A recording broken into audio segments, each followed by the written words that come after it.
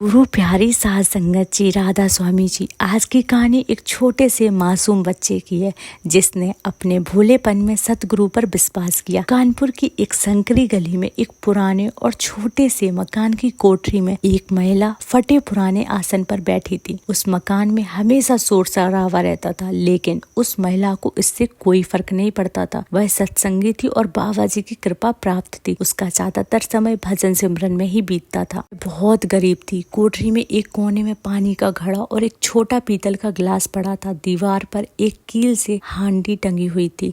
चबूतरे पर बाबा जी की तस्वीर रखी थी, जिसके सामने वह महिला ध्यान में मग्न थी। इतनी गरीबी के बावजूद उसकी कोठरी साफ सुथरी थी।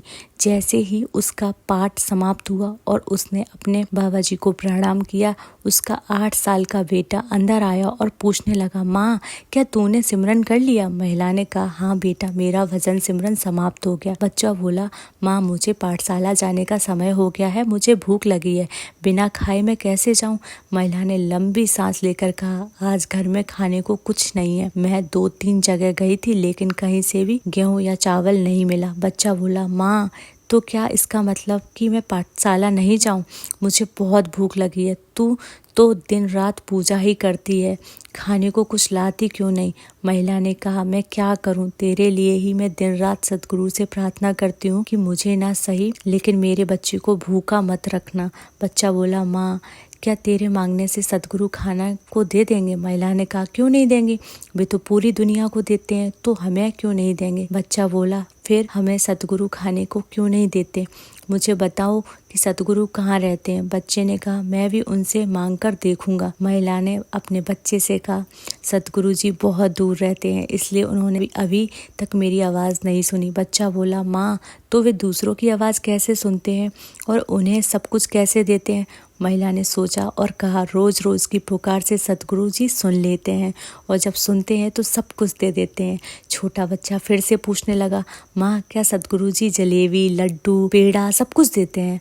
महिला ने कहा, हाँ बेटा, बाबा जी सब कुछ देते हैं। यह कहकर महिला ने अपने बेटे को गोद में लिया और उसके चेहरे को आंचल से पोंछने लगी। बच्चा फिर पूछने लगा, माँ मुझे सतगुरु का पता बता दो। महिला ने कहा, सतगुरु हर जगह है। फिर महिला ने कहा, तू यहाँ बैठ, मैं राजू की माँ से जाकर कुछ गेहूं लाती हूँ, फिर तेरे खाने का इंतजाम करती हूँ। आज पाठशाला मत जाना, कल चले जाना। बच्चे ने कहा, ठीक है माँ, तू जा, मैं यहाँ बैठकर लिखूंगा और पढ़ूंगा, लेकिन मुझे पानी पिला दे ताकि थोड़ा पेट भर जाए। अपने बच्चे की बात सुनकर महिला की आंखों में आंसू आ गए, लेकिन उसने जल्दी से अपनी आंखें पोंछ ली ताकि बच्चे को पता न चले कि उसकी माँ रो रही है। फिर गोपाल अपने घर से बाहर निकला। बाहर जाकर बाजार में एक बड़ी आलीशान गाड़ी जा रही थी, जिसमें एक बुजुर्ग व्यक्ति बैठे थे। उनके पहनावे और गाड़ी से वे बहुत अमीर लग रहे थे। गाड़ी में बाबा जी की फोटो देखकर लग रहा था कि वे सत्संगी थे।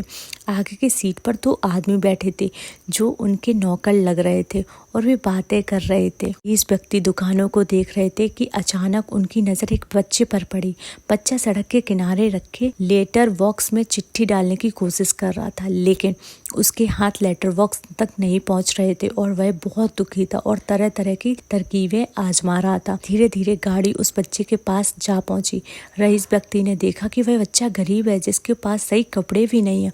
उसे लगा कि यह बच्चा किसी दुकानदार का नौकर है और इस काम को डर के मारे पूरा किए बिना यहाँ से जाना नहीं चाहता। रईस व्यक्ति ने अपने एक नौकर को कहा, गाड़ी से उतरकर बच्चे की मदद करो। गाड़ी खड़ी की गई और नौकर बच्चे के पास गया। उसने कहा, तेरी चिट्ठी मैं इस बॉक्स में डाल देता हूँ। लड़के ने चिट्ठी नौकर को दे दी। नौकर ने जब लिफाफे को देखा तो वह चौंक गया। वह लिफाफा अपने मालिक को दिखाने के लिए ले गया। बच्चा घबरा गया क्योंकि उसे अपनी चिट्ठी खोने का डर था, इसलिए वह भी नौकर के पीछे पीछे चला गया। रईस व्यक्ति ने लिफाफे को देखकर कहा, डरो मत, हम तुम्हारी चिट्ठी लेकर नहीं जा रहे हैं, लेकिन इस पर पता ठीक से नहीं लिखा है। अगर तुम कहो तो मैं इस पर अंग्रेजी में पता लिख देता हूँ, जिससे यह चिट्ठी जल्दी से सतगुरु के पास पहुँच जाएगी। बच्चा खुश होकर बोला, हाँ जी लिख दीजिए। लिफाफे पर लिखा था, श्री सतगुरु जी जो हर जगह रहते हैं के पास ही चिट्ठी पहुँचे। रईस व्यक्ति ने अंग्रेजी में लिखा, विजय प्राप्त सिंह, हरी सिंह रोड कानपुर। बच्चा अंग्रेजी नहीं जानता था, इसलिए वह समझ नहीं पाया। रईस व्यक्ति ने फिर पूछा, तुम्हारा घर कहाँ है? बच्चा अपने घर की तरफ इशारा करते हुए बोला, मेरा घर तो बड़ी दूर है। रईस व्यक्ति ने प्यार से बच्चे का हाथ पकड़ा और कहा, आओ हमारी गाड़ी में बैठो, हम तुम्हें तुम्हारे घर तक पहुंचा देंगे। बच्चा गाड़ी में बैठ गया। गाड़ी में बाबा जी की फोटो देखकर बच्चा बोला, क्या यह आपके भी सतगुरु हैं और क्या यह आपको लड्डू पेड़ा देते हैं? रईस व्यक्ति ने कहा, कभी देते और कभी नहीं देते। इतने में बच्चा अपने घर के पास पहुंच गया और गाड़ी रुकने से पहले ही बोल पड़ा, रोकिए। गाड़ी रुकते ही बच्चा अपनी कोठरी में चला गया। अगले दिन उस लड़के की चिट्ठी, जिसे रईस व्यक्ति ने अपना पता लिखकर लेटर बॉक्स में डाली थी, सही जगह पहुंच गई। उस चिट्ठी को पाकर रईस व्यक्ति बहुत भावुक हो गया। चिट्ठी में लिखा था, सतगुरु जी, मैंने अपनी माँ से सुना है कि आप पूरी दुनिया को खाने के लिए देते हैं, आपके भंडार में सब कुछ भरा रहता है, फिर मुझे क्यों कुछ नहीं मिलता? मैं दिन भर भूखा रहता हूँ और मेरी माँ भी न जाने कितने दिन से भूखी है। कृपया मेरे लिए 2-3 किलो लड्डू और पेड़ा भेज दीजिए ताकि मैं, मेरी माँ और मेरे दोस्त रोज लड्डू खा सकें।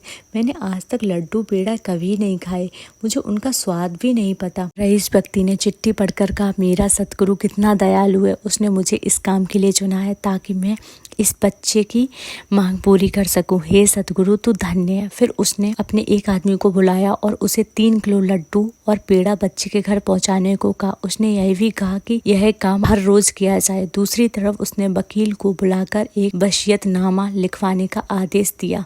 उधर बच्चे के दरवाजे पर दस्तक हुई। बच्चा दौड़ता हुआ बाहर गया। उसने देखा कि एक व्यक्ति लड्डू और पेड़े लेकर आया है और साथ में एक चिट्ठी भी है। बच्चा खुशी से बोला, देखा माँ, मैंने कहा था ना कि सतगुरु का आदमी आज लड्डू लेकर ही आएगा। देखो माँ, कितना बढ़िया लड्डू है और एक चिट्ठी भी आई है। बच्चे की बात सुनकर उसकी माँ हैरान हो गई और पूछने लगे, सतगुरु की चिट्ठी यहाँ कैसे आई?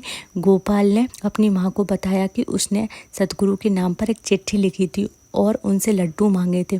बच्चे ने चिट्ठी अपनी माँ को दी और उनकी माँ ने चिट्ठी खोलकर पढ़ी। चिट्ठी में लिखा था, सतगुरु ने 3 किलो लड्डू रोज तुम्हारे पास भेजने का आदेश दिया है, इसलिए आज से तुम्हारे पास लड्डू पहुँचते रहेंगे और सतगुरु जी ने तुम्हारे लिए और भी बहुत कुछ प्रबंध किया है। दिन बाद लड़के की माँ को सारी सच्चाई का पता चला। वह हैरानी और ताज्जुब से कभी अपने बच्चे को देखती थी और कभी लड्डू को और चिट्ठी को। उसे समझ नहीं आ रहा था कि आखिर यह सब कैसे हुआ, लेकिन लड़के को इन सब बातों से कोई फर्क नहीं पड़ता था। वह खुशी खुशी थोड़े से लड्डू लेकर अपने दोस्तों में बांटने चला गया। 10 दिनों तक रोज एक व्यक्ति गोपाल के घर लड्डू लेकर आता रहा। 11वें दिन वह व्यक्ति एक वसीयतनामा और एक सरकारी वकील के साथ आया। तब लड़के की माँ को पता चला कि उनके घर लड्डू पहुँचाने वाले व्यक्ति के दिल पर उनके बेटे की चिट्ठी ने कितना बड़ा असर डाला था।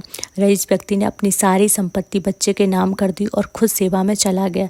यह कहानी एक छोटे बच्चे के सतगुरु के प्रति सच्चे प्रेम और विश्वास की है। गुरु प्यारी संगत जी, राधा स्वामी जी। आज की साखी आपको पसंद आई है तो कमेंट सेक्शन में राधा स्वामी जरूर लिखें और हमारे चैनल को सब्सक्राइब करें और नोटिफिकेशन बटन को भी दबाएं, जिससे सबसे पहले आपके पास वीडियो आ सके। राधा स्वामी जी।